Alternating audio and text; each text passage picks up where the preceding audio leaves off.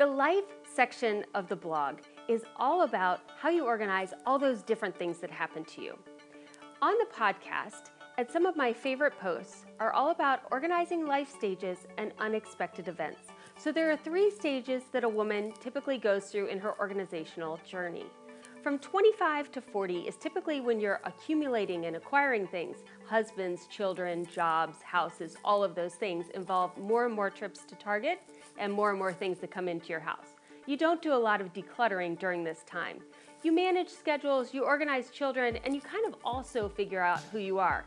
And something happens the day you turn 40. It's like a little explosion goes off in your brain and you're like, I know who I am, I know what I'm doing here, and I know what I want to do for the rest of my life. Maybe not the rest of your life, but you have an opinion and you're not so worried that everybody else has the same opinion you have. You're just kind of comfortable in your own skin. So from 40 to 55 or 60, that kind of age frame there, you're in a period of life where you're comfortable with yourself and you're ready to declutter some of the things that you accumulated in your 20s and 30s that don't really resonate with who you are now. But you're also in the busiest time of your life. Your children are usually in middle school, high school, and college at this time. Most women have gone back to full-time employment, whether at home or away from home.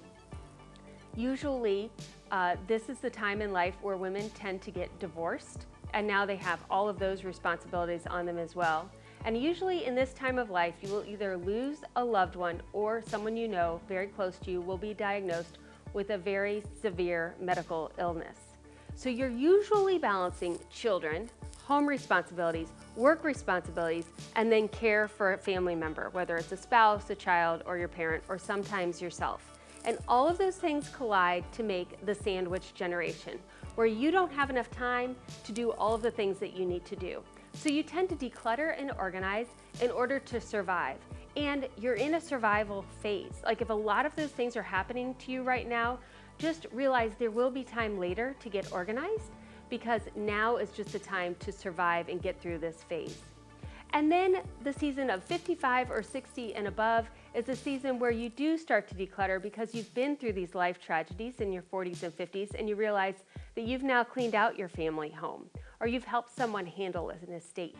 And you don't want to leave all your paper and all of your objects for your children to go through. And so now you're ready to decide what you want to do with all those photos that have been in a box for 40 years. Now the podcast is where you're going to see a lot of organizing life stages and unexpected events. And I would love if you would ask me a question under Ask Lisa. This is where I thought about things that hadn't necessarily happened in our personal family, like how do you blend households? Or how do you organize after a divorce?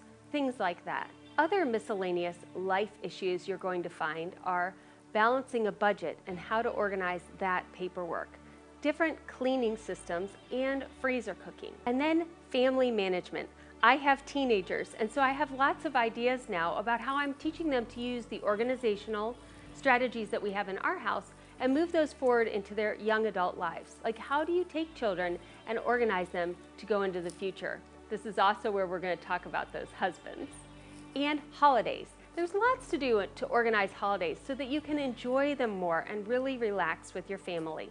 And lastly, time management and productivity. I love to be efficient with my time, and so this is where I'll share the different strategies that I've used in time management and efficiency.